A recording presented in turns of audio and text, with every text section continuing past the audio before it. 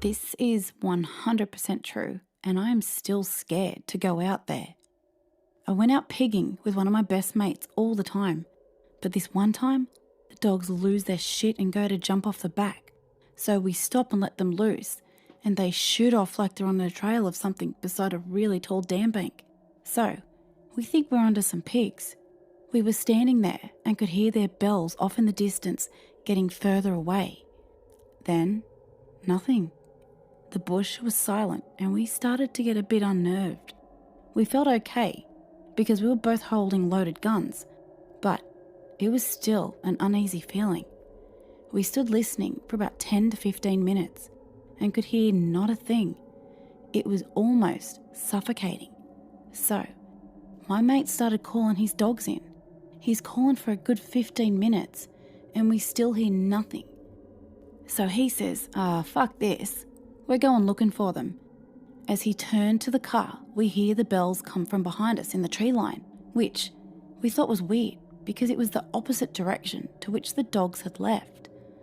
So we turn around listening and my mate starts calling out to them to come. And from behind us comes the dogs, without their bells. Needless to say, we both shit bricks and throw them on the car and bail to the other side of the place.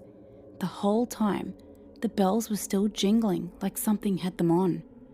Weird thing was, we were a good 400 kilometers from the closest civilization, so we shit absolute bricks and were uneasy for the rest of the night.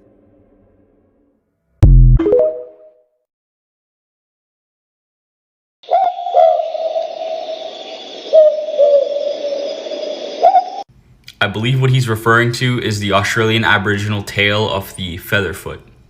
The Aboriginals claim that this was the evil spirit that kills people. And as the name suggests, they have feathers all over their body, including their feet. But what's weird about this is that it's stuck together with human blood. The Aboriginals also stated that these things could fly, so it's like Australian Mothman.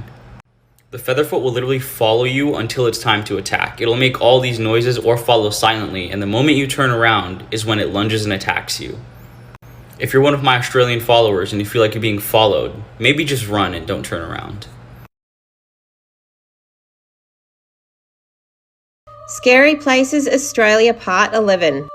This one takes us to where many travellers stop on their trip between Northern Territory and WA, and it's a town called Kununurra. Now, one of the sights to see is this beautiful crossing called Ivanhoe Crossing. Yep, I was hesitant to cross because of the fear of the dangerous saltwater crocodiles that live here, until I saw heaps of the locals just relaxing in the deep rock pool areas. Now, this is a warning not to swim off the concrete causeway, as there can be flooding and very fast moving water, and sadly people have been swept under the water and not made it, including a 6-year-old girl. There has also been an increasing number of man-eating crocs, and you may have seen this beast dragging up a full-size cow down the waterway. But in recent weeks, there has also been a pet dog mauled by a saltwater crocodile. Do not swim here.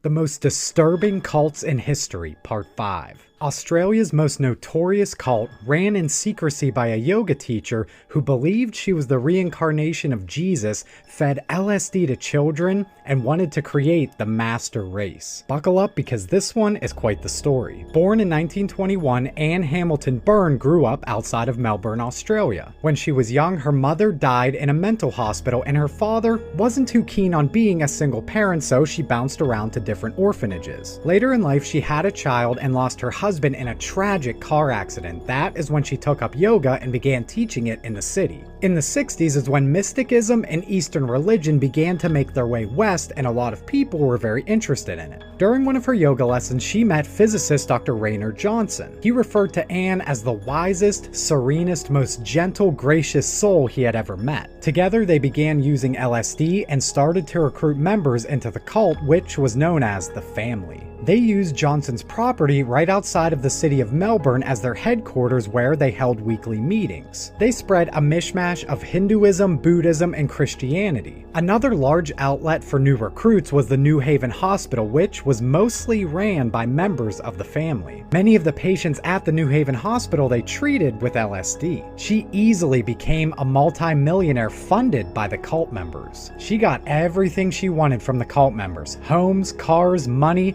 and eventually even children. When the 1970s rolled around, 28 children became members of the family. Some were offsprings of members, others were falsely adopted, and some even stolen. With such powerful people working for the family, such as doctors and attorneys, anything was possible for them to acquire. All of the children were told that Anne was their biological mother. Their identities were completely changed and they were given fake birth certificates. She dyed all of their hair blonde, changed all of their last names to Hamilton Byrne, all to convince them that they were related. She kept the charade going by wearing homemade smocks to fake her pregnancies, and told the members of the family that they would survive the end of the world and become the new master race. Anne, along with her husband Bill, were the unquestioned leaders of the cult. Beatings were commonplace to children who stepped out of line, and they were given daily doses of Valium to keep them docile. This continued on until they reached the age of 14. That is when a bizarre initiation ritual was done. They would be given an insanely large dose of LSD and locked in a room alone. They would only be seldomly visited by Anne or one of the cult's psychiatrists. As you can imagine, this had long-lasting impacts on all the children and cult members. When screaming would be heard by neighbors and police were summoned to the property, the children were instructed to hide and cram into this tiny hole. Her only role was do everything she says. The family's motto was unseen, unknown, unheard, and they had little contact to the outside world. It wasn't until 1987 when a 14-year-old girl named Sarah Moore was expelled from the group for not behaving and went right to police. Police raided their headquarters on August 14th, and all the children were placed in protective custody. As for Anne and Bill, they fled the country. For 4.5 years, they hid in upstate New York before finally being extradited back to Australia. Despite a massive investigation, raids on the property, they spent little to no time in jail. In the end, they only had to pay 3 $5,000 fines for falsifying 3 of the birth certificates. Like, that is it. After destroying so many lives, that is it. Unfortunately, on this one, no justice was served, and Anne spent her last years suffering from dementia in a Melbourne nursing home. She died at the age of 98 in 2019. What's the scariest story you know that is 100% true? This is an incident that happened to me about 10 years ago. I live in Melbourne, Australia. I was driving home from work one night around 9 p.m. midweek, so the roads were quiet. As I was driving downhill, I heard a sound that was like a jet engine roaring behind me. The next thing I know, a car goes flying past me going twice the speed limit.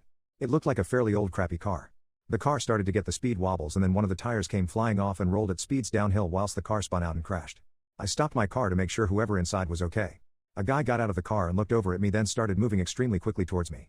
I don't know why, but I hit my internal locks on the car, which was fortunate because no more than 2 seconds later the guy started grabbing at the driver's side door and smashing on my windscreen with his fists trying to get in. He'll never forget the crazy look he had in his eyes.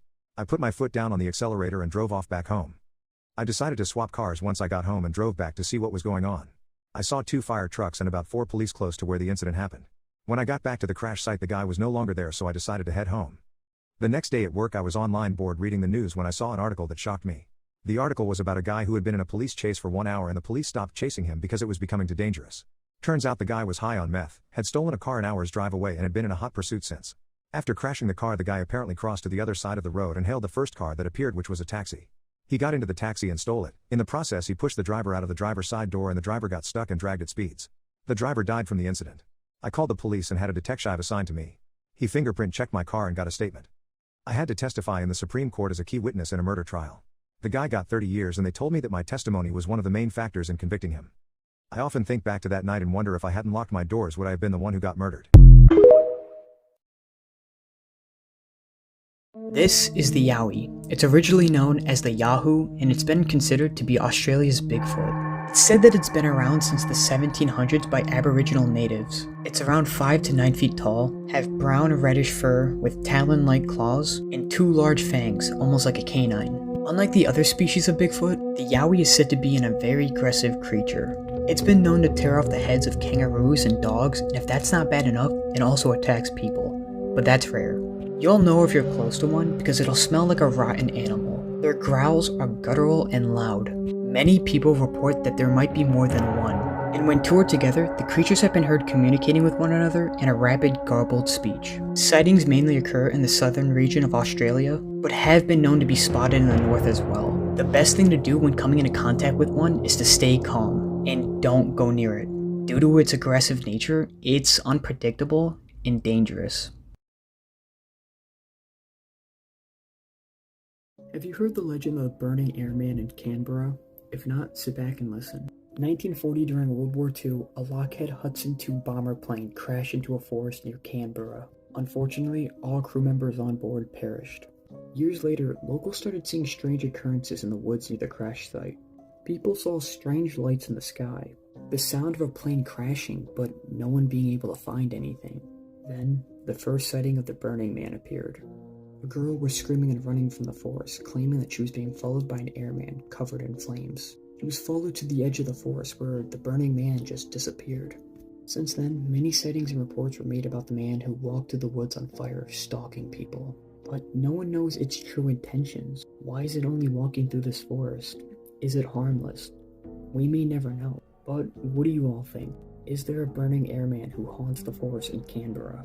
Or is it just another urban legend? You decide.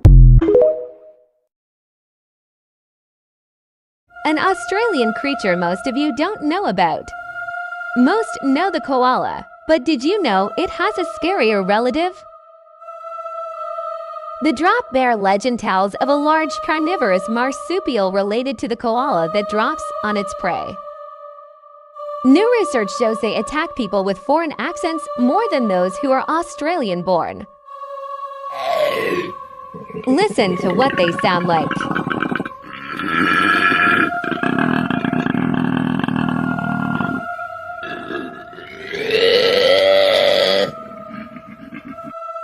Beware the drop bear. Does this monster inhabit waterholes of Australia? According to Aboriginal Australian legend, the bunyip lurks in billabongs, creeks and swamps. It's reported that bunyip is an Aboriginal word meaning demon, devil or evil spirit. It's described as having a body resembling an ox or a hippo, a long neck and a round head. Although some accounts suggest it has a human figure and long claws. This nocturnal cryptid is said to have a howl that carries through the night air, making people afraid to enter the water. Legends suggest that it will devour passing livestock or anyone unfortunate enough to wander within its range. The water-dwelling beast has baffled residents of Australia since the 1800s, with many encounters having been reported. So is it simply a scary story of folklore, or is there some truth to the legend of the bunyip? Oh, tiptoe through the window, by the window, that is where I'll be. Come tiptoe through the tulips with me. Oh, tiptoe from the garden, by the garden, on the willow tree. Come tiptoe through the tulips with me.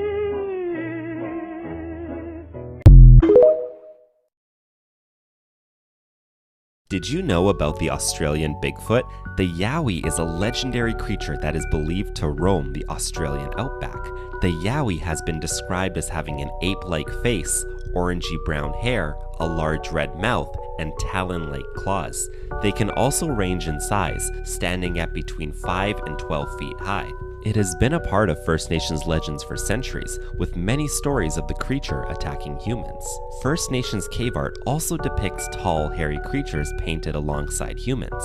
It is said to be normally shy and curious, but it can also turn aggressive and violent. Although many people doubt the existence of the Yowie, thousands of sightings have been reported over the years. Whether you believe in the Yowie or not, the remote Australian outback continues to be a place of great mystery. Follow me for more. The Yaramawachehu is a real-life mystery from Australian Aboriginal folklore. According to legend, this creature is a small, red, and frog-like humanoid that lurks in the dense forests and jungles of Australia. The Yaramawachehu is said to have a bizarre and terrifying method of hunting its prey. It waits patiently in the trees for unsuspecting travelers or lost children to pass by. When it spots a potential victim, it pounces from the branches and lands on them, using its large, sucker-like mouth to drain the victim's blood. Once the Yaramawachehu has fed, it regurgitates the victim back up, but with a gruesome twist. The creature's saliva has a powerful hypnotic effect, causing the victim to become weak and disoriented. The Yaramawachehu then swallows them again, and the process repeats until the victim becomes smaller and weaker with each feeding. The creature is said to have a peculiar diet, as it only consumes victims who are gradually transformed into a Yaramawachehu themselves. After several feedings, the victim undergoes a bizarre metamorphosis, becoming a creature similar to the Yaramawachehu with red skin and a sucker-like mouth. They are then released by the creature to roam the forests and jungles and continue its cycle of hunting. The Yaramawachehu legend has been passed down through generations of Australian Aboriginal communities. It serves as a cautionary tale, warning children to stay away from the dense and remote areas of the wilderness to avoid encountering this malevolent creature. We're going to talk about an absolute nightmare fuel farm located in Australia. On this property where one of our followers lives sits a very old house, which they've affectionately dubbed the old house. That's so funny because like the house on my parents' haunted farm we also call the old house. They and their brother spent most of their childhood roaming around and exploring the farm and the old house. It was super common for them to just spend all day just out exploring. Now this old house was very much intact, and that's surprising because no one had lived in that house since World War II. One day they and their brother were just spending the entire day with a few friends that were there picking some fruit and exploring the farm. Eventually they decided to go to the old house. They slid under the fence, dodged the cows that were kept in the little fence around the house, and went inside. They parted ways and gathered old bottles and other things that they found around the house, and then gathered back on the kitchen floor to show each other their treasures. Now, this day was very hot and not windy, but as they were gathered on this kitchen floor looking at all of their bottles, they felt a cold breeze shoot through the house. It went into the living room, right to them into the kitchen. Our followers started to feel like they were being watched and got up to look at the window and found that a bull was staring eye to eye with them through this window. They started feeling like they needed to run. But the problem is, that bull was blocking one door and the other exit was down a really creepy hallway that no one wanted to do. So they stayed a bit longer. They start to take note that at this point nature has gone completely silent and the usual noisy birds that never stop chirping had stopped. Like I said, they're hearing no sounds, so tell me why anytime they look back up at this bull, it is closer. It is getting closer to the window without making any noise. Eventually, the bull's face was pressed against the window, and it was not blinking, just a stare. This bull didn't move once while they were looking at it. As soon as they looked away, the bull would move closer. They all started to get the gut feeling like they were prey, and they needed to get out of there. The friends all got up at the same time and took off down the hallway, out that back door, outside, over the fence, and away. They said the entire time, even inside the house, they felt like they were being chased. They didn't go back to that house for years after this happened and still get really uneasy even being around it.